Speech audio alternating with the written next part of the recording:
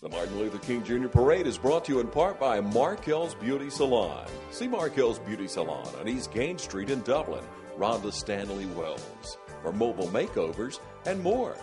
Markel's Beauty Salon, 478-998-7074. Markel's, keeping the dream alive.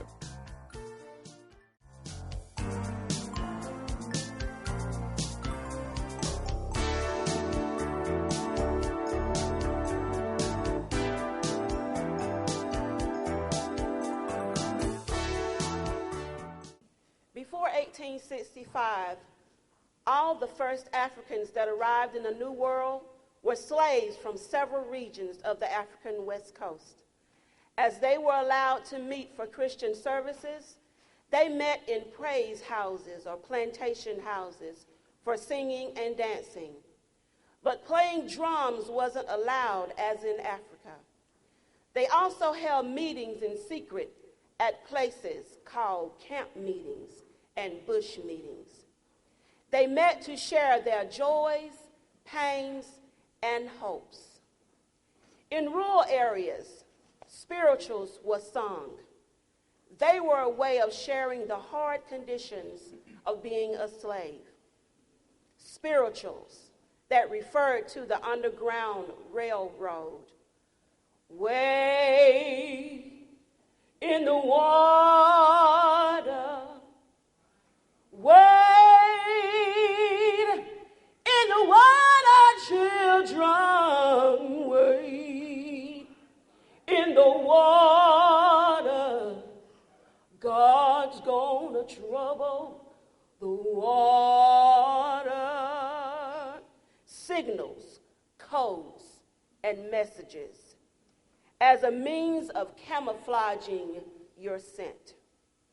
Swing low, sweet chariot, coming for to carry me home. Swing low, sweet chariot, coming for to carry me home.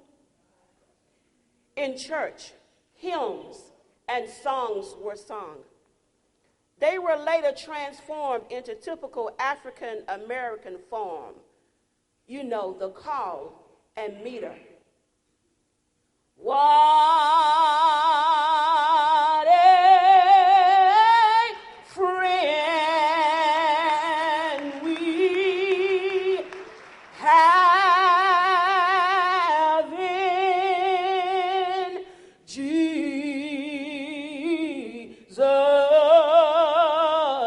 All our sins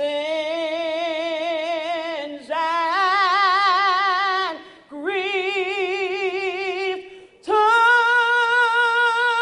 bear.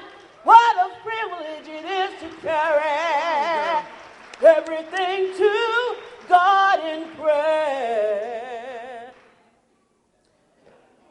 Father, I stretch my hands to thee.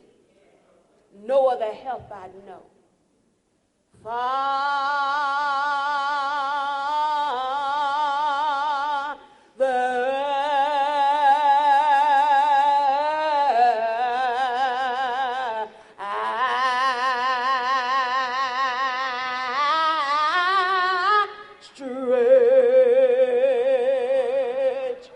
hands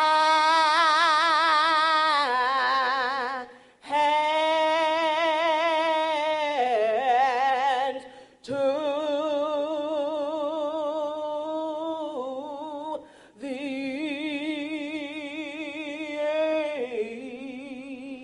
No, help I know.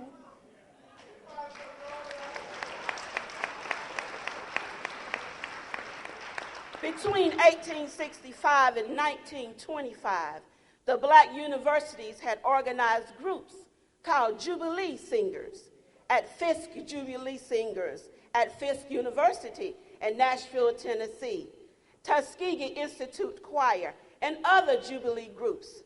I'm gonna lay down my burdens down by the riverside, down by the riverside, down by the riverside. I'm gonna lay down my burdens down by the riverside to study war no more. Chorus groups went abroad singing also. Most African Americans were not proud to sing Negro spirituals because it reminded them of the hard days of slavery. Sometimes I feel like a motherless child. Sometimes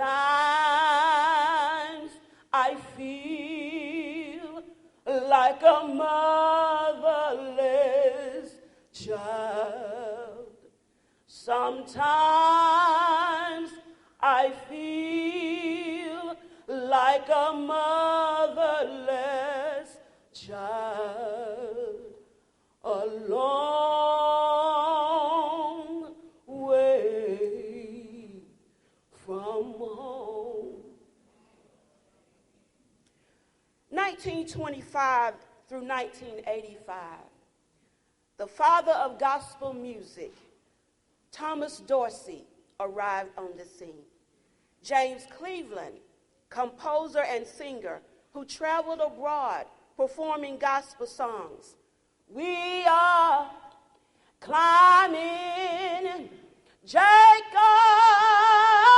ladder. We are climbing Jacob's ladder. Just a closer walk with thee. Oh yeah. Blessed Jesus, if you please. I am standing close to thee. Oh, let it be, dear Lord, let it be. Search me, Lord. Oh, search me, Lord. Well, turn the lights from heaven on my soul. Yes. And if you find anything that shouldn't be, take it out and straighten me. I want to live right. I want to be saved. I want to be whole. 1950 through 1960 brought about the civil rights movement. And we sang songs like, by and by, Lord, when the morning comes, well, all the saints of God will gather at home. We will tell the story how we overcome, and we'll understand it better by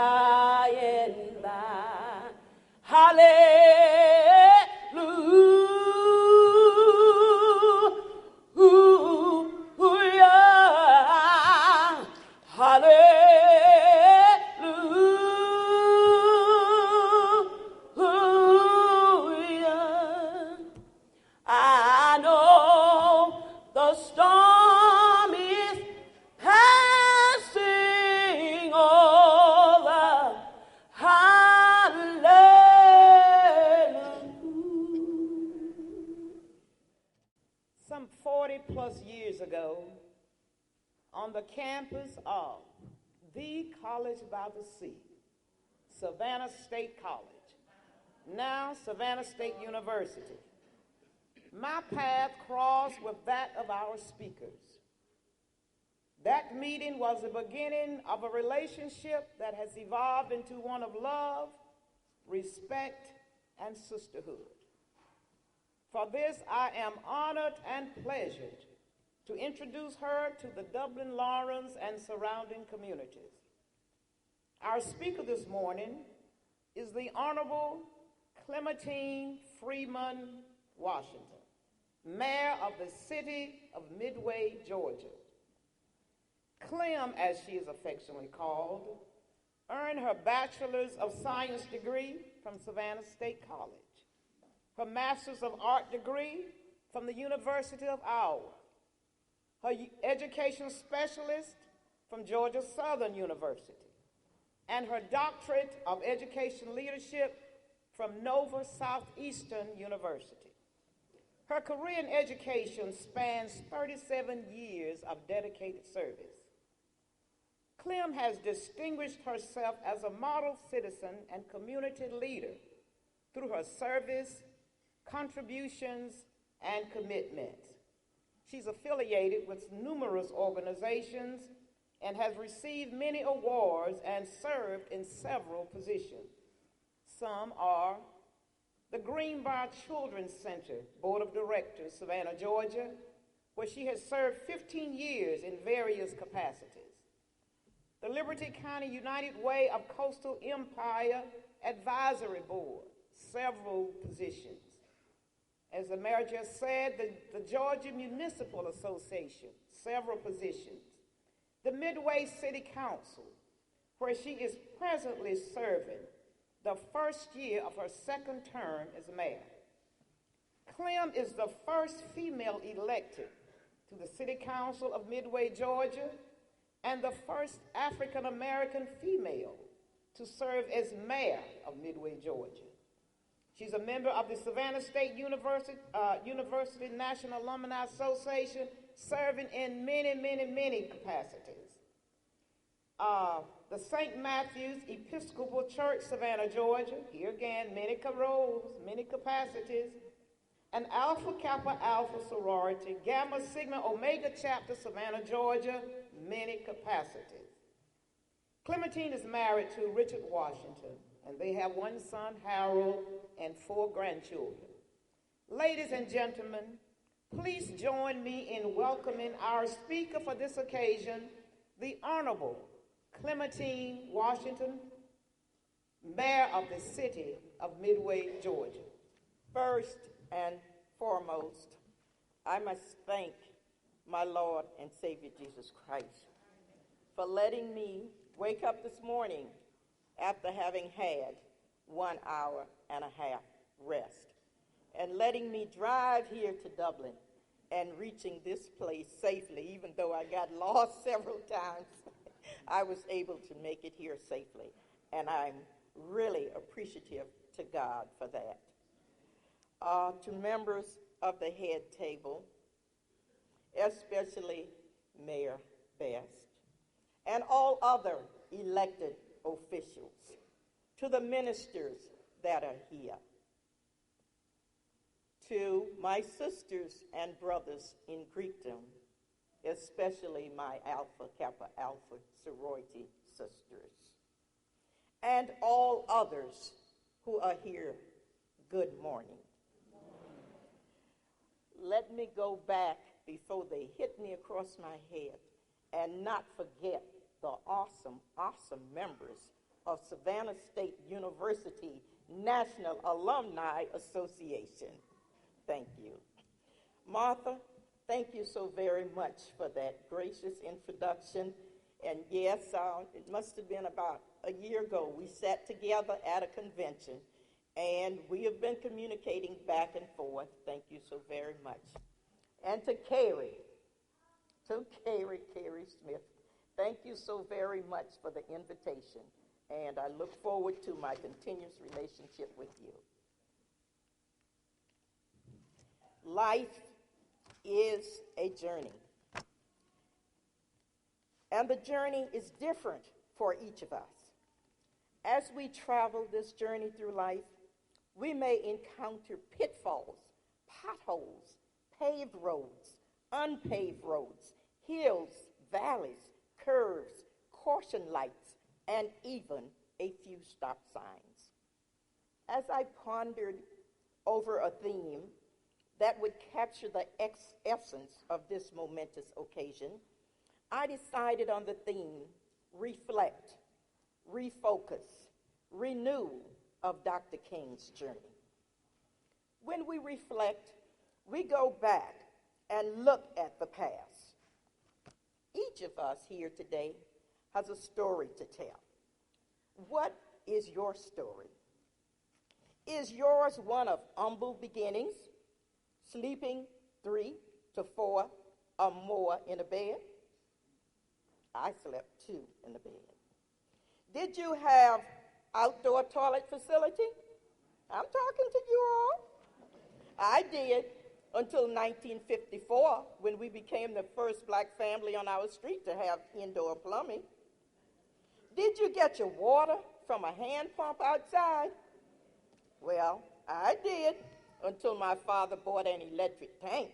I guess we had a little bit more than other people, I guess. Did you wear mostly hand-me-down clothing? I did. Were you warmed by a pot-belly stove that didn't give out enough heat until it turned red? Anybody here? Or did you huddle around the fireplace and try to keep warm? I did both of those. Did you walk to school? Anybody walk to school? I walked to school 4 miles, 2 miles there and 2 miles back from first grade through 7th grade. When you didn't have any mittens for your little hands, did you put some socks on your hands to keep warm? Uh-huh. Sitting in here acting cute. I know you did because I did the same thing. During the summer vacation, did you help can vegetables and place them on the shelf in the pantry so that the family would have enough to eat during the winter months? Anybody did that? Guess who did it? I did it. Or perhaps you picked some cotton, some deer town, or some tobacco to help provide money for the family. You see, each of us has a story to tell. Some may be similar, some may be different, but there is a story to be told.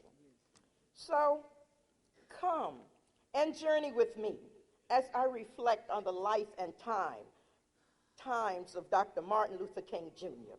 His story is one of love, peace, humility, and incarceration. As a people, we must reflect so that we never forget the way things were. Reflecting helps us to focus on the present in order to determine the future. Dr. King was an orator and a celebrated writer.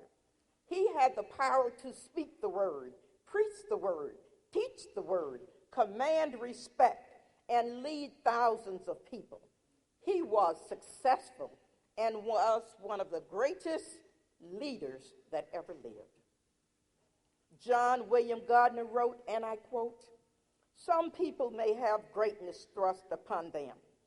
Very few have excellence thrust upon them. They achieve it. Do not achieve it unwittingly by doing what comes naturally, and they don't stumble into it in the course of amusing themselves. All excellence involves discipline and tenacity of purpose." Those of us who are baby boomers and older probably never heard of Martin Luther King Jr. until 1955, when Rosa Parks refused to relinquish her seat in the white section of the city bus so that a white person could sit down. Her actions sparked the Montgomery bus boycott. During this time, Dr. King was elected president of the Montgomery Improvement Association and became a key player in the Montgomery bus boycott. He became a powerful man. His life had purpose, meaning, and he kept his promise to fight for justice, peace, and equality for all. He saw a nation in turmoil, so he marched for peace. He saw economic deprivation, so he marched for better jobs, wages, and housing. He saw a people being deprived of educational opportunities, so he marched for equality in education. He had a powerful dream, and he marched to make that dream become a reality. In 1957, the Southern Christian Leadership Conference was founded with Dr. King as its first president. Under his leadership, the SCL focused on building the momentum for direct action in civil rights created by the success of the Montgomery bus boycott. Over the next 10 years, the Southern Christian Leadership Conference became the most successful of the modern civil rights organization, carrying out large-scale, well-organized, and well-financed demonstrations in a number of southern cities. During his tenure as president of SCL, Dr. King led many demonstrations, collaborated with world leaders, delivered numerous speeches, wrote notes, letters, and books. Some of his writings includes Letter from a Birmingham Jail, Beyond Vietnam, I Have a Dream, I've Been to the Mountaintop, which was the last speech he delivered before being struck down by an assassin bullet. He is probably best remembered for his I Have a Dream speech, delivered at the March on Washington in our nation's capital, because at that time, it was the largest demonstration ever held in the nation. Approximately a month and a half before death, Dr. King delivered a prophetic sermon titled, Then My Living Will Not Be in Vain. In the sermon, he stated that he often wondered how his funeral would be, what would be said at his funeral. He didn't want a long funeral or any mentions of his accomplishments. But he did want it to be mentioned that he tried to give his life serving others. He tried to love somebody. He tried to be right on the war question. He tried to feed the hungry. He tried to clothe those who were naked. And he also tried to visit those that were imprisoned. He continued, if you want to say that I was a drum major, say that I was a drum major for justice. Say that I was a drum major for peace. I was a drum major for righteousness. And of all the other shallow things, nothing will matter. During his short lifespan, he accomplished more than many of us would accomplish if we lived to be 100 years old. Dr. King was a man on a mission. Yes, he had a dream and was on a path to fulfill his dream. The poet Barbara Cage wrote, and I quote, "The path to a dream is paved with sacrifices and lined with determination. And though it has many stumbling blocks along the way and may go in more than one direction, it is marked with faith. It is traveled by belief and courage, persistence and hard work. It is conquered with willingness to face challenges and take chances, to fail and try again. Along the way, you may have to confront doubts, setbacks, and unfairness. But when the path comes to an end, you will find that there is no greater joy than making your dream come true," unquote. One could assume that that poem was written for Dr. King. We know that each time he left his family, sacrifices were made, and he encountered many stumbling blocks as he journeyed from state to state. All of his undertakings were challenges. However, he knew that in order to accomplish great things, he had not only to act, but to dream. Not only plan, but believe. It was his belief in God that sustained him through all of the trials and tribulations encountered in his search for freedom, justice, and equality for all people. Now, let us refocus.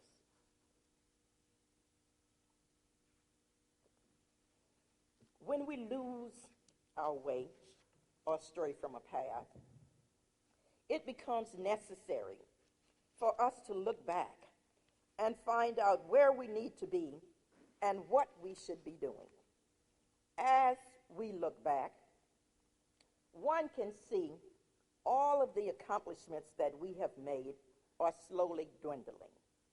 Oh, we made it to the mountaintop, but fell off.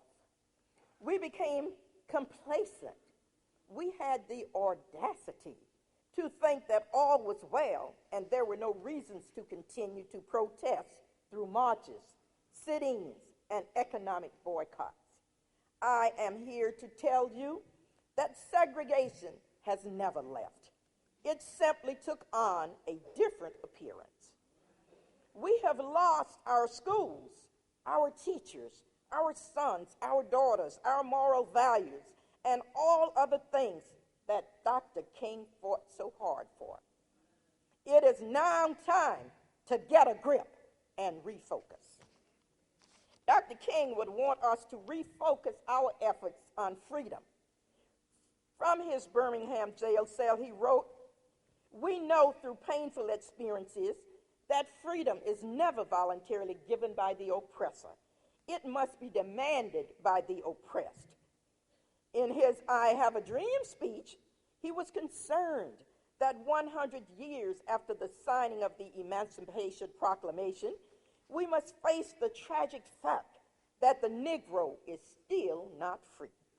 100 years later, the Negro still is sadly crippled by the manacles of segregation and the chains of discrimination.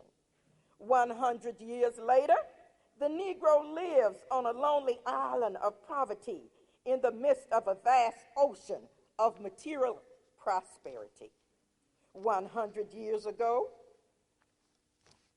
100 years later, the Negro is still languished in the corners of American society and finds himself exiled in his own land. He would want us to focus on justice. From his Birmingham jail cell, he also wrote, "There is no gain saying the fact that racial injustice engulfs this community. Justice too long delayed is justice denied." He would want us to refocus on equality. He wrote, "I have a dream that one day this nation will rise up and live out its true meaning of its creed. We hold these truths to be self-evident, that all men are created equal." He would want us to refocus on nonviolence. From I've Been to the Mountaintop, he wrote, "We don't have to argue with anyone. We don't have to curse, young people, and go around acting bad with our words.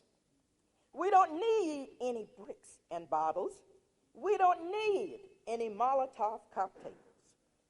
Dr. King left us with a legacy to live by, but we have lost some of our directions. So the question arises, if Dr. King were alive today, what would his message to us be? In the mid-90s, Ebony did a special issue on Dr. King, and this question was posed to several of the leaders. And I went back and included it because I felt that it was applicable to us today. The first person at that time, Benjamin Hooks, was asked, what would Dr. King say to us if he were here today? He felt that Dr. King would say, let us provide jobs, improve housing conditions, and promote better communication with police and other law enforcement agencies. Wanton law and order must stop. Are we still facing those issues today? Yes, we are. So you see, it's applicable. Former Virginia Governor Douglas Wilder indicated that Dr. King would tell us to focus on the ongoing struggle to achieve full equality of opportunity at all levels, in the classroom, the workplace, in recreational and social environments. To me, it seems as if nothing has changed. So I decided to conduct my own survey and propose the same questions to a few individuals. And once again, that question is, if Dr. King were here today, what do you think he would tell us? The president of the Liberty County Martin Luther King Jr. Observation Association felt that Dr. King would say the following: take advantage of the things that you have. Get involved with the government process to change laws, to establish community programs that would keep young people off the streets and in our churches and homes. If you've made it to the top, reach back and strengthen your brother. End of his quote. The Grand Marshal for this year's Liberty County MLK Parade said that Dr. King would say, I urge you to work together and live by the greatest commandment. Love the Lord your God with all thine heart and with all thine soul and with all thy might. End of her statement.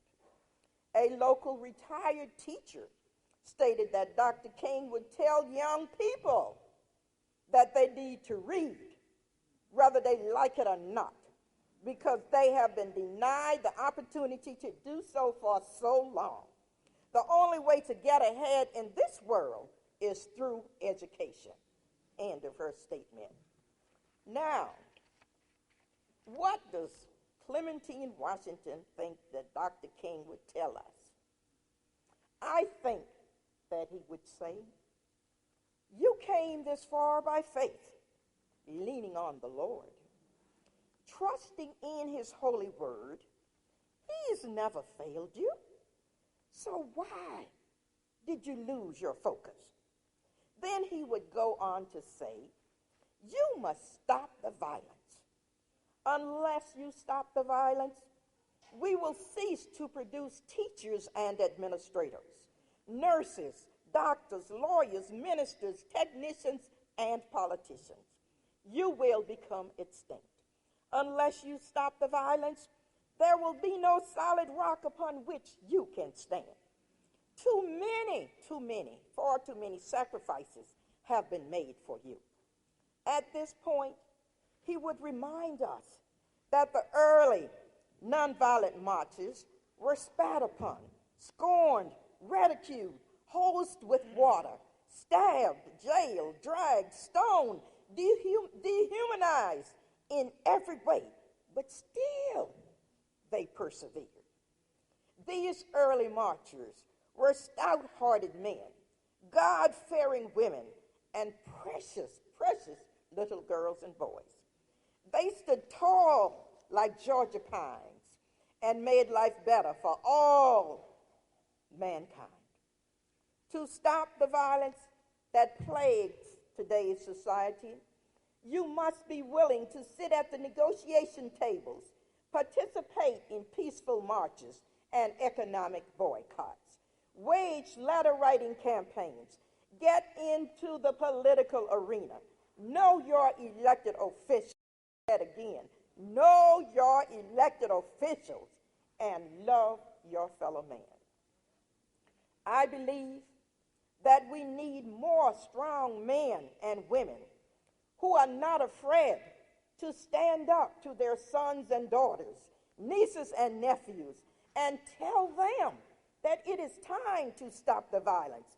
It is time to stop the black on black crimes. It is time to pull up your pants, cover up your cleavage, pick up the books, and become students again. I also believe that we need to go back to something that was taken away from us. Remember when prayer was taken out of the classroom? Everything went haywire, didn't it? And I believe that if he were here today, he would say to us, return to God in prayer. And as I look at the final phase, renewal, it is going to be a poem titled, Return to God in Prayer. This is a message to black folks concerning our downfall. We used to be praying people. Now, we seldom give God a call. It is time that we start realizing what we have done to ourselves, turned our backs on the Creator, putting our faith in someone else. Once we were called survivors. We knew how to make ends meet. Now we sit at our dining table, we complain if we don't have meat. Our churches used to be so crowded, it was hard to find a seat. Remember those days? The ushers knew to wear comfortable shoes, for they would be on their feet. Now, the pews are empty, except on Mother's Day, Easter, or when communion is served. The excuses we give for not worshiping God, y'all, it takes a lot of nerve. Things are going to remain the same until for some of our downfalls we take the blame. We need to get on our knees and ask God to have mercy, please. The world is in a terrible condition, causing us to live in fear. The only way that we can help ourselves is to return to God in prayer. Amen.